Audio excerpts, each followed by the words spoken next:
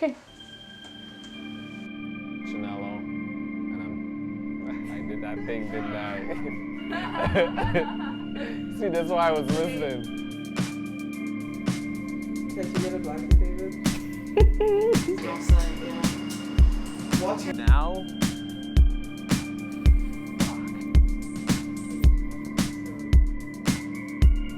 Just answer the question. Okay.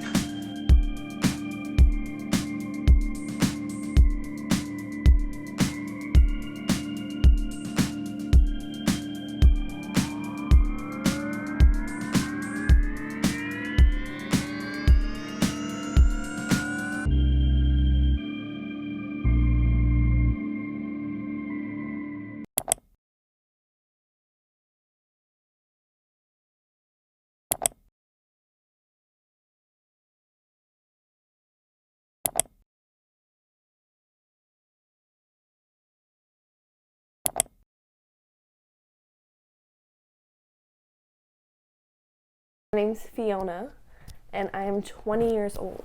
Well, growing up, and still to this day, like, we didn't have any money, at least compared to, because we live in Oakville. Oakville is, like, known for rich people. And, like, I remember being so embarrassed to have people over at my house when I was younger, because, like, I live in a townhouse that, like, is a co-op, so it means, like, my mom pays like $1,300 for a 3-bedroom apartment because like she makes just above the poverty line, I think it is. So growing up, I didn't understand why like all my friends lived in huge houses and like I lived in like this, which like now to this day like I'm like grateful for like the house that I live in and like realize that like it's actually like pretty great. But like back then I didn't like realize it, or it's like, oh, like why do we have to like be sent on a train to go to my cousin's and then she gives us groceries, like, and then we take the train back, and like, you know what I mean? Like I didn't understand that, but I did get a better understanding of money and spending wise from a younger age than like I feel like I should have, because we always had to be money conscious. I remember when I first got a job, I like went on like a shopping spree. As soon as I got like my first couple of paychecks, I went and like I online shopped. I went to the mall and I bought myself like all new clothes because like I'd never had the luxury of doing that. And then when I moved out west, hi baby. When I moved out west, that's when like money, like I started to look at it even differently, because that's when I had to start paying rent. And oh my goodness, like does money just go quickly, like especially when you're living on your own, and like especially today being so young with like the housing market and like rent being so expensive and then also groceries being so expensive, it's so hard to save money. And it's just, I don't know. Yeah. My name is Isabel St. Hill and I am 24 years old. I grew up in Barbados. Bridgetown, Barbados. It was pretty nice. It was hot all the time. I have no melanin, so I burnt a lot. But it was nice. I was actually a saver when I was a kid. Like, at first I thought like everything was just came from my parents. And then after a while, my parents taught me the concept of money. And then I realized that the more money I saved, the more I could get something that I really wanted eventually. So I had a jar, like me and my sister would have a jar and we'd like save the $5 that we got, or like our birthday money. And like I would save it up. Well, $100 is no longer a lot of money. Because I remember when I was a kid, $100 was like, if you had $100, you could get anything you wanted. But nowadays, like, you go 5 days and $100 is gone. Or a day, you might trip, take a sneeze and $100 is gone right there. So, like, I've now realized, like, you gotta value it more, but at the same time, you also have to spend it. So it's a constant, like, give and take, you know? You gotta make it and spend it, make it and spend it, make it and spend it. Yeah. My name is Kieran and I'm 19. I'm from India. My parents came from India. While growing up, I feel like I was really anxious about money, only because like I just felt a lot of stress with it, I guess, because my parents would work a lot and like they were very mindful when it came to money. So I guess like seeing them work all the time, I felt bad like spending money because I know like I just always felt like I didn't deserve to like use their money when they're working so hard, if that makes sense. It's just when it comes to my parents, I just don't like taking from them, I guess. Like I always feel guilt when taking from people, I guess, because if they're paying for my school and I know like a lot of people don't get to have that, so I just feel bad when it comes to it. But if it's my own money, then I don't feel bad spending it. That makes sense. My name is Luis Espanhol, and I'm 25 years old. When I was a child, money for me was sadness. Was something painful, something hard, and something that caused many troubles. When you have money, you can do whatever you want. And it's a little bit sad, because we know that people with much money, they do things that they shouldn't, and nothing happens. My name is Dear Campbell and I am 20 years old. I grew up in Jamaica for a little bit and then I also grew up in Canada. I would say growing up in Jamaica was a very important part of who I am because it was able to show me two different worlds. So when I came to Canada, I was able to see how life was back home and how the people are, the culture, and just being able to like understand people and the way they live in two different perspectives versus just being able to be in one country. As a child, I viewed money as luxury because in order to have money, you have to have some kind of like, I don't know, success or title to have enough. And if you had a lot of money, you were able to do a lot of things. So for those people, I would say like they were very privileged in a sense, yeah. My name's Liam. Most people call me Scooty though. And I'm 23, I'm gonna be 24 in November. Like most people do, I viewed money like pretty much like $100 was like $1 million. I always thought money was like always bigger than it actually was, and then I realized that like $1 million now is actually pretty like not a lot of money. It's just an object, really. I mean, I kind of view money as like it's kind of necessary for survival, but at the same time I'd say any human being could kind of live without money. Like you could go out in the woods, you could fucking hunt, you could fish, whatever. And you know what, like it is unfortunately like the root of all people, but it's like, I don't know, it's not necessarily like the root for me. I don't really care about money to be happy. It's not really something I give a shit about. My name is David Adeoti and I'm 22 years old. I grew up in Lagos, Nigeria for a little bit. I also grew up in Dublin, Ireland, and now I have been growing up in Toronto.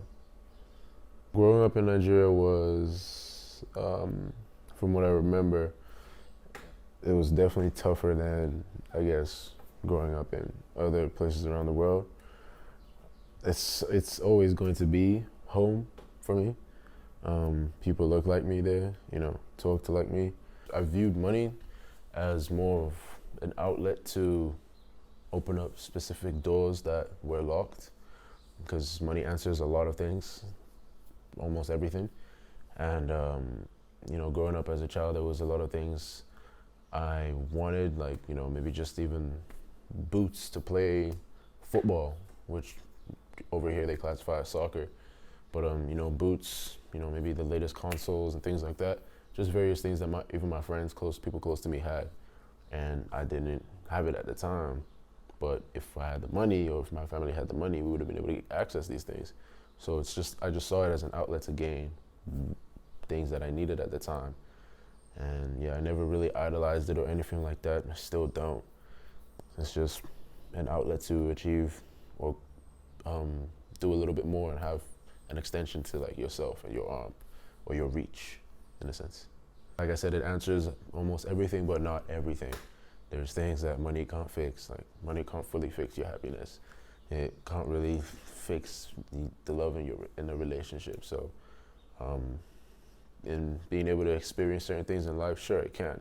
It can get me to places, it can put me in specific rooms, but it's just an outlet of power in a sense to just achieve or get into a certain level of power or just a certain level in itself. And that's what I see money as right now. My name is Chinalo and I'm 26 years old. I grew up on the Caribbean island of St. Vincent. It was a pleasant experience, you know, like every day was something interesting to go through, something interesting to see, and it's just very different from what I experience here, you know, but it's a part of my life that I appreciate going through a lot.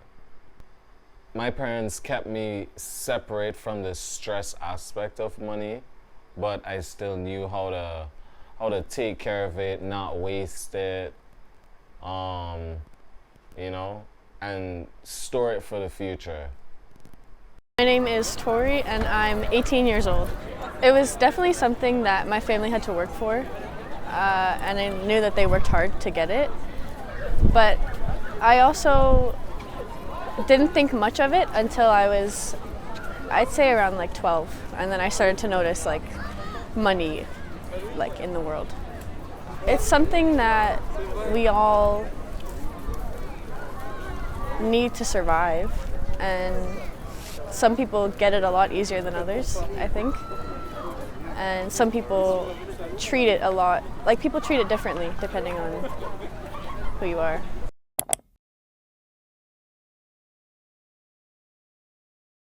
My youngest and like memory of like wanting to have a job, it was either being like a weather person or being a server. Like my sister and I didn't like understand that like server wasn't like like you make good money or like a career. But like when I hit like grade 6, that's when I wanted to be a teacher. And like I still want to be a teacher, but I'm more on the living through life kind of thing right now, and just like not going to school. Yep. Nothing is certain, nothing is set in stone. Something can change your life in like a split second. Will I have a family? Will I like get a good career? Will I like be stable like in my income and like be able to, one, afford a house, which I most likely will not do. I'll probably be renting for the rest of my life with the housing market. Will I be happy? I guess that's just a thing to say, like happiness isn't absolute. Again, like you're never gonna be truly happy because that's just not how it works. Like you're gonna have your falls and your ups, and like you like always like to think that you'll end up happy, but more so I want to be like satisfied in my life and not look back and be like, fuck, I wish I did this. I'm passionate about graphic design. I actually love anything creative. From the time I was younger, I liked painting, drawing. I even tried to be a photographer at one point, and I was a dancer. I did ballet for most of my childhood. So I always wanted to be in something creative. My goal in life is to be the deciding voice in every creative space that I enter. That's my goal, and that's what I have. That's what I will be one day, hopefully. When I was younger, parents engraved it in my head. They're kind of like, be a doctor, be a doctor, be a doctor. Like that was the pressure, I guess. Kind of like with immigrant parents a lot of the times. Just because like, I guess they want to just impress like their own families and stuff. They think like if you're a doctor, you're financially secure, your kids will be set, like life will be easy afterwards. So I don't really know if I had like a dream job necessarily. They always expected me and my brother to kind of do more than 4 years of like undergrad, like to continue their education.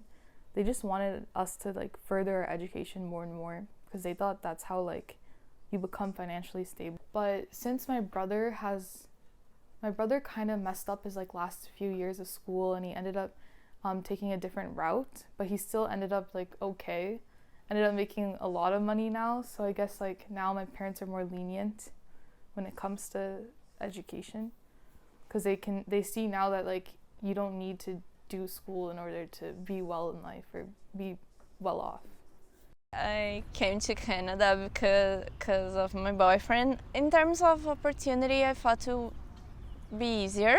Some days I just lay down in my couch or my bed and I get like, why doesn't a job fall from the sky for me? Yeah. And other days I'm like, okay, it's like any other country. I need to send my resume, I need to do many things. I need to be the best version of me so they can see that I'm a good professional and they can hire me. But I'm not gonna lie, I'm having really bad days. I got married when I was 20 years old. Well, now 20 in February. What it is like being a part of a married couple at 20. It's fun because it's almost like I married my best friend. So it's cool to see that like I'm able to grow old with this person and yeah, know that we're so close and it doesn't even feel like we're married. We just feel like we're best friends. Yeah. My dream job now, I mean, I really like action sports, like BMX, skateboarding, all that shit. So maybe like something to do with that, like I don't know, somebody that builds like the ramps, or like somebody that like helps kind of like organize the events. That'd be sick. It's probably my dream job. Or a stripper. I did just move. I moved to a new city like 4 days ago. So this is kind of like a big change. So I'm just sort of like, fuck, like how am I gonna adapt? Like who like is gonna help me out? Like am I gonna make enough money? That sort of stuff. My passion, I would say, is centered around the sense of purpose, like a search for purpose. I'm a musician, an artist, a creative, so that is something I'm passionate about. Purpose, I believe, is susceptible to change based on where you are in your life. I started recording my own, creating my own, releasing my own content for music, I say roughly 4 years ago. The first time I'd ever touched a mic at a studio was probably around 2013, maybe 2014, something like that. The music scene right now, it's heavily saturated. Everybody's doing music right now. Everybody and their cousin, brother, second auntie is doing music right now. So it's a very saturated scene. A lot of people doing what we all complain about as the same stuff, but there's a few pockets of people who are still expressing, still sharing, you know, just, I guess, staying committed to their crafts, their beliefs, staying grounded to what it is that, you know, they believe in and being true to that. I would say I'm passionate about just life and the things that happen around me and participating in it in a way that is valuable, but also creating things that could add to it. I'm passionate about music, working with my hands, photography, film, everything that has to do with, I guess, being alive and adding to the things that are a part of life, you know. Right now, I'm just trying to get to reality and figure out what that is and just learn about the world.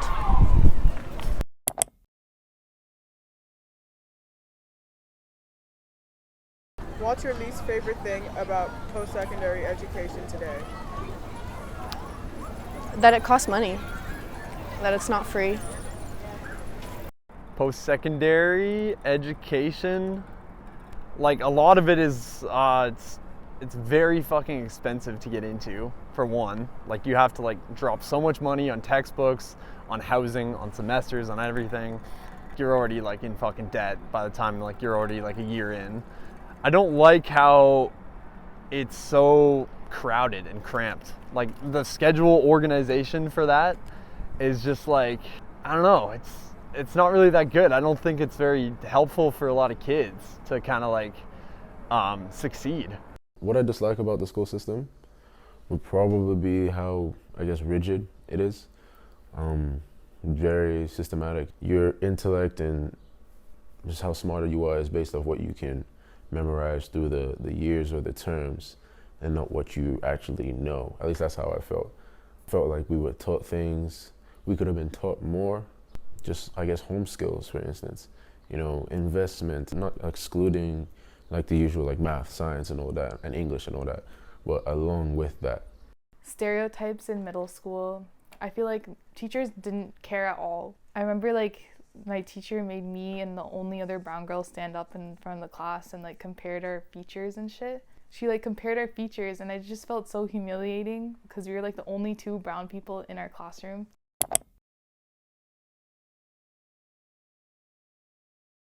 I know for a fact, like, my little cousins are obsessed with TikTok to the point where, like, they want to, like, be famous, like, you know what I mean? So they're, like, posting, like, following the trends and stuff. But the thing about TikTok is it's not rated. Like, they don't have, like, a kid section like YouTube has a kid section. Like, you know what I mean? So it's just, like, unfiltered, which is not good at all. Singers or artists like that, like, they've blown up because of TikTok and they got exposure, you know? And, like, it's, like, amazing in that sense. But also, like, I feel like it's, like, I had to delete TikTok because it was just so consuming. Plans for the future. I don't even know what my plans are for this winter. I used to have a set future, like, when I was younger. And then COVID hit. And I was like, I can't do online school. Which, by the way, can I just say, it is a scam that they didn't lower the prices. So for me to be like, oh, in 5 years, I always hated those questions in school, by the way. In 5 years, like, I'm gonna be like blah, blah, blah, blah, blah, blah. In 5 years, I have no fucking idea where I'm gonna be, what I'm gonna be doing. All I wished is within the 5 year, like, span that I have, like, you know, been traveling. That's all I hope. Like, not like where I'm gonna be in 5 years, but where I have been in 5 years. I hope we have more teachers of like different races and backgrounds, because like that was like a big thing. If your teachers in middle school ignore when people are being racist or play into it or have favoritism or bias, like, you just feel defeated. Who else are you going to complain to? You're a kid. Like, your teacher is the person that is supposed to watch out and look out for you, like, in the classroom. So, like, maybe if there's more backgrounds, people will actually look up to their teachers, have more role models, feel more comfortable in class, get picked on less. You fear about the next generation, that they're soft a little bit. Like, as I go on, I realize life is a lot of learning. Life is a lot of, like, making mistakes, being told hard truths, and being told, like, you know, and finding out who you are as a person. That's how you get through life easier. And to me, like, generations as they go on, they don't want to hear about themselves. They don't want to make mistakes. Our generation being born in that sort of time period is pretty beneficial because a lot of people are going to be technologically savvy and everyone's going to know kind of like how to adapt to a new sort of technological advancement. But at the same time, like, the cons, it can make people very fucking lazy. Like, I see a lot of people, like, basically like 90% of people that walk down the street are just like this, like, constantly on their phone, not paying attention. It makes us antisocial with social media and everything. You're just kind of like scrolling, you're not really talking to anybody, and it just kind of makes you alienated, you know? Like, it doesn't really like give you that sort of like boost, you know? It just kind of like makes you all depressed and shit.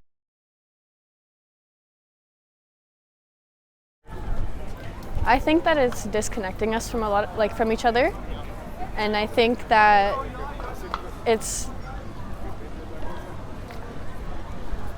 going to consume us. Yeah.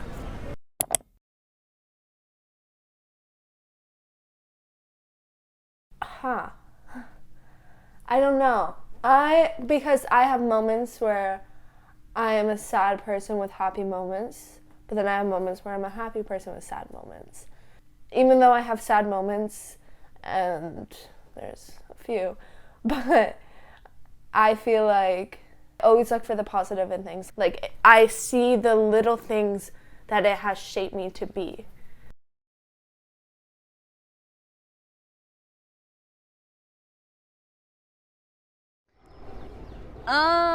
Yeah, I lost some pounds. Some days I spend like 3-4 days in an anxiety and depression cries that I don't even want to go out of my couch or my bed. Some days I really want to be in the dark, like just don't look at me. I'm having more good days now that it's not winter, you know, that it's spring and I can see the sun and I can see people walking on the street and talking, and like this idea that I can go out of my home and I'm not going to freeze. I don't want to die anymore. Yeah, I'm feeling really lonely. Sometimes I go out and I call my mom just to have someone to talk, you know. Well, I don't know, being someone that has like an anxiety disorder, like a lot of shit goes through my head. So I'm just always like pressured of like, oh shit, like is today gonna be a shit day? Or like is today gonna be like an alright day? Is my mental state gonna be good?